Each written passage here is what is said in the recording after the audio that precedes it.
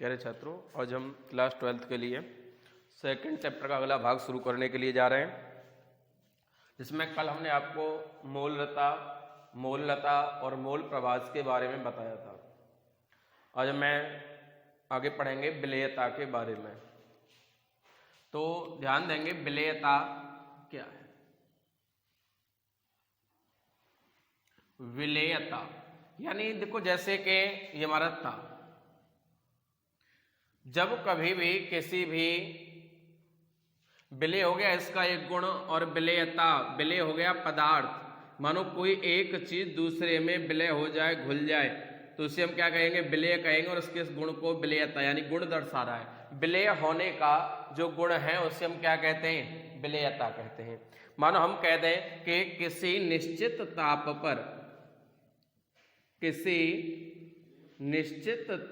पर विलायक में, या कह दें कि विलायक की एक निश्चित मात्रा में, विलायक की एक निश्चित मात्रा में घुले हुए ताप पर विलायक की एक निश्चित मात्रा में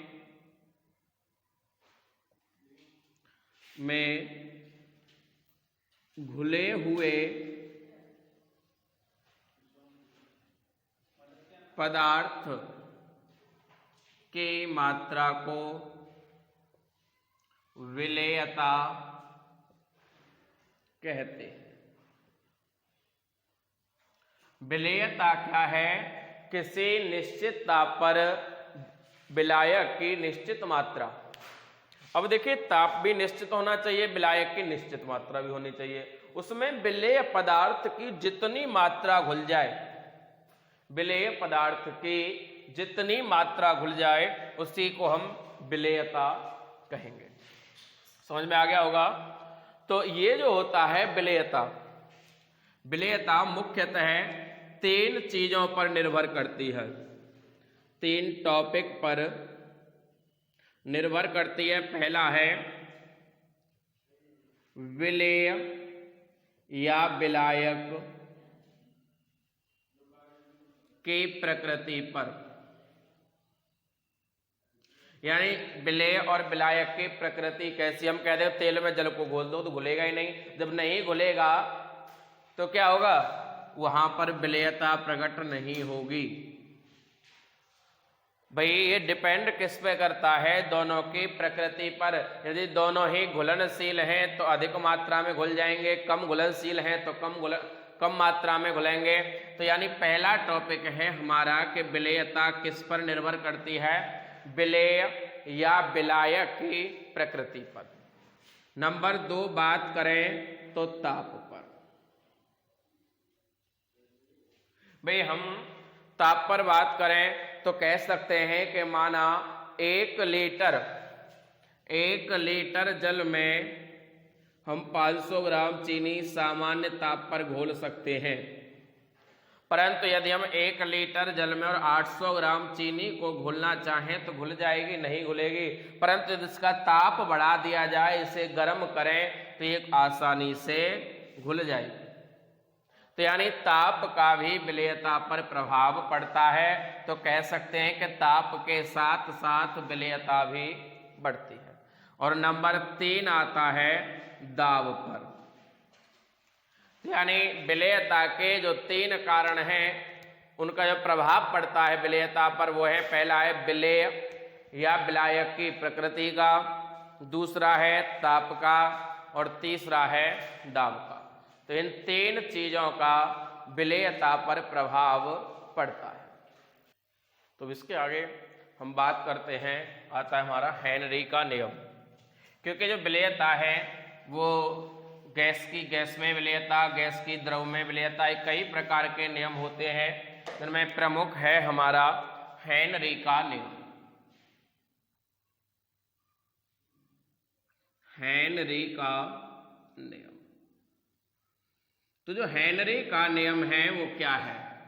हेनरी ने सर्वप्रथम गैसों की द्रवों में विलेयता के लिए, गैसों की द्रवों में विलेयता के लिए एक नियम दिया था। गैसों की द्रवों में विलेयता के लिए एक नियम दिया था, जिस नियम को हेनरी का नियम नाम दिया गया था। इस हेनरी के नियम में सबसे मेन चीज क्या है? वो है कि यहाँ पर जो अध्ययन किया जाता है वो किया जाता है गैसों की द्रवों में विलेयता के लिए। अब हम बात करें तो इसकी डेफिनेशन क्या बनती है? कह सकते हैं स्थिर ताप पर किसी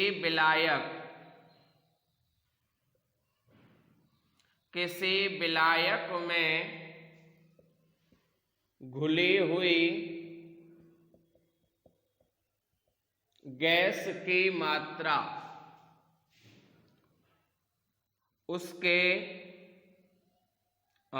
उसके सतह पर लगाए गए साम्यावस्था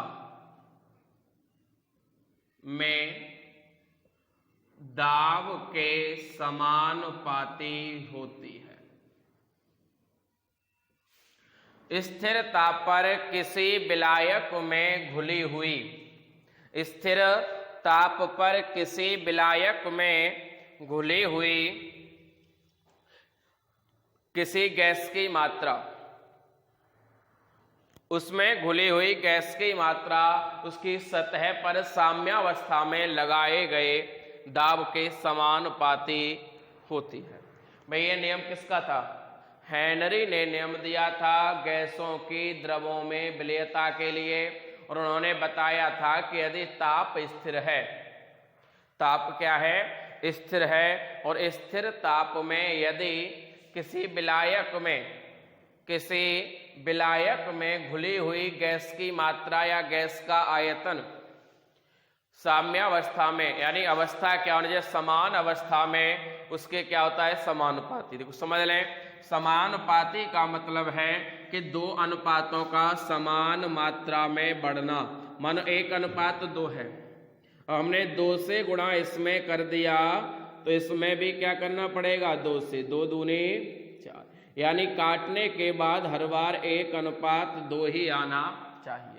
यानी दोनों तरफ से समान अवस्थाओं में वृद्धि होनी चाहिए। तो यानी ये कह रहा है कि विलायक की घुली हुई मात्रा, माना हमने मात्रा जो होती है विलेयक की, तो जो विलेयक की घुली हुई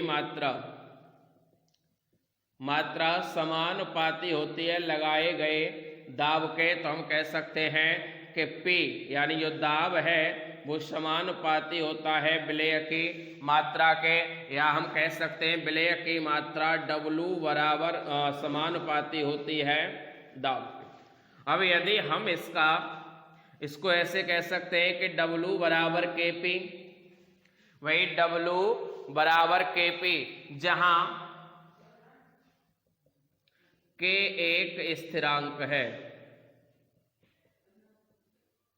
K एक स्थिरांक है, यानी K एक स्थिरांक है। स्थिरांक का मतलब होता है एक ऐसी संख्या जो अंकों को स्थिर कर दे, भाई मैंने अभी यहाँ पर इसको एग्जांपल दिया कि 1:2।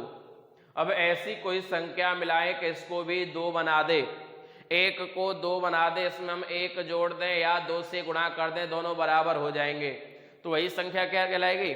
स्थिरांक कहलाएगी। एक ऐसा अंक जो 2 अनुपातों को बराबर कर दे, अंकों को समान कर दे, स्थिर कर दे, उसे हम कहते हैं स्थिरांक।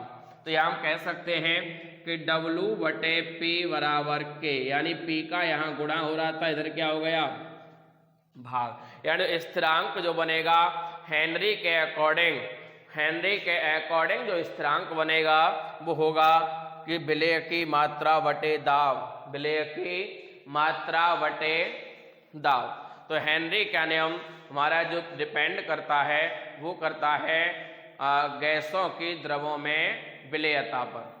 इसके बाद हेनरी का एक दूसरा नियम आता है, यानी इसके अकॉर्डिंग अगला नियम एक और है, उन्होंने कहा था कि जो गैस हमारी द्रव में घुली हुई है उसका जो आंशिक दाब है, यानी घुली हुई गैस का जो आंशिक दाब है वो क्या होता है कि मूल प्रभाज के समानुपाती होता है। पीछे हमने क्या पढ़ा था कि जो गैस की घुली हुई मात्रा है वो दाब के समानुपाती होती है और दाब जो होता है वो समानुपाती होता है मूल प्रभाज के। सेकंड रूल के अकॉर्डिंग तो हम कह सकते हैं कि किसी स्थिर ताप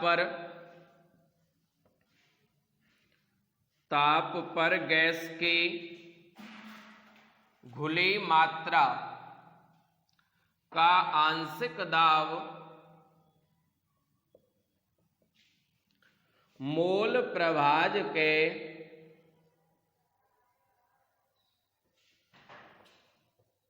समानुपाती होता है। यानी किसी स्थिर ताप पर गैस की घुली मात्रा का आंशिक दाब को हम P से डिनोट करते हैं, दाब को P फॉर प्रेशर, तो P जो है वो समानुपाती होगा मूल प्रभाज यानी X के। इसको हम लिख सकते हैं P बराबर KH इंटू X। भाई K फोर क्या है? स्थिरांक, और H फोर हेनरी। तो इसको बोलते हैं KH को, जहां KH हेनरी स्थिरांक है, और ये KH का मान हमें निकालना हो तो P upon X equal to KH कह सकते हैं। ये स्पेशली हेनरी के लिए यूज होता है, बाकी सभी स्थिरांकों के लिए हम केवल H प्रयोग करते हैं। तो हेनरी के दो नियम थे, पहला था कि घुली हुई मात्रा दाब के समानुपाती होती है, और दूसरा है कि जो आंशिक दाब होता है, घुली हुई मात्रा का जो आंशिक दाब होता है वो मूल प्रभाज के समानुपाती होता है। तो हमारा ये हेनरी का नियम था।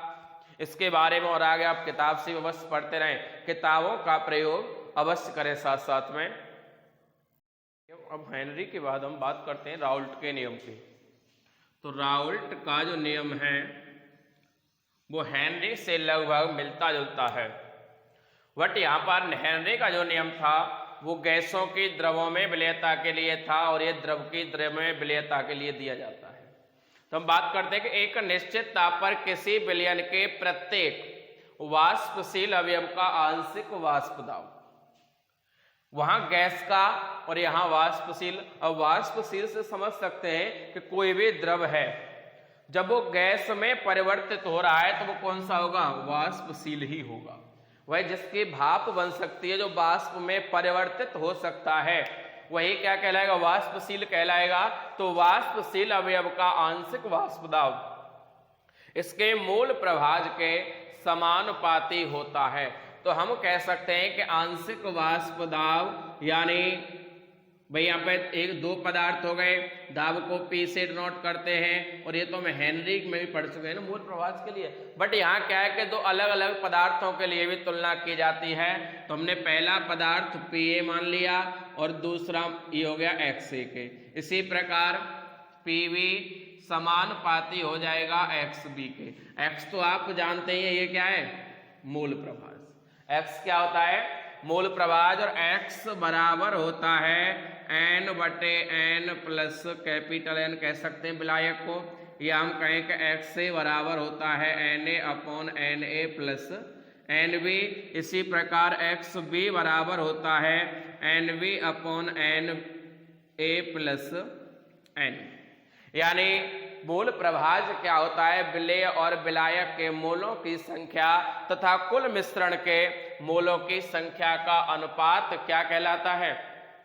मूल प्रभाज कहलाता है। अब बात करते हैं कि राउल्ट ने जो नियम दिया था, तो उन्होंने कहा था कि जो वाष्प दाब होता है, यानी वाष्पशील पदार्थ प्रत्येक, यानी एक से अधिक भी हो सकते हैं, तो हम इसको Pa और X से कह दिया, वो क्या होता है? आंशिक वाष्प दाब जो होता है वो मूल प्रभाज के समानुपाती होता है। तो हम इसे कह सकते हैं कि पी ए बराबर P A not into X A. तो ये पी ए नॉट ये क्या है, ये होता है शुद्ध पदार्थ या शुद्ध विलायक का वाष्प दाब, यानी उस समय का वाष्प दाब जिस समय इसमें कोई विलेय नहीं मिलाया गया था। विलेय को मिलाने से पहले का वाष्प दाब हम पी ए नॉट कह सकते हैं। इसी प्रकार पी वी बराबर हो जाएगा P we naught into X we.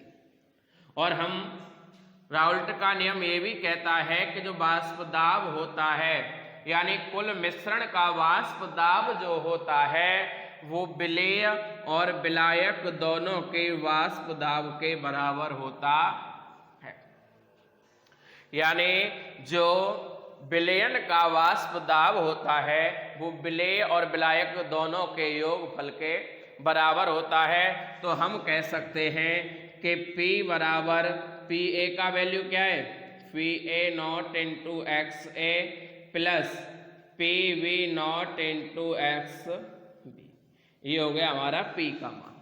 P मतलब कुल दाब, विलयन का दाब, और ये एक्स ए एक्स बी के मान पीछे मूल प्रभाज में आप लोगों को करा ही चुका हूं। इससे ही रिलेटेड हमारे एक क्वेश्चन और बनता है और वो क्वेश्चन है आदर्श और अनादर्श विलयन का। आदर्श और अनादर्श विलयन, आदर्श विलयन और एक आते हैं अनादर्श विलयन। आदर्श विलयन और अनादर्श विलयन क्या होते हैं, तो देखिए ध्यान दें, ये जो विलयन होते हैं किसी भी ताप पर राउल्ट के नियम का पालन करते हैं और ये राउल्ट के नियम का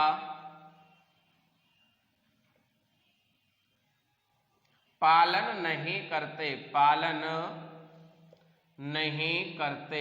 तो यानी आदर्श और अनादर्श दोनों प्रकार के विलयनों में अंतर है कि वे विलयन जो राउल्ट के नियम का किसी भी ताप पर पालन करते हैं वो आदर्श विलयन कहलाते हैं, और जो पालन नहीं करते हैं उन्हें हम अनादर्श विलयन कहते हैं।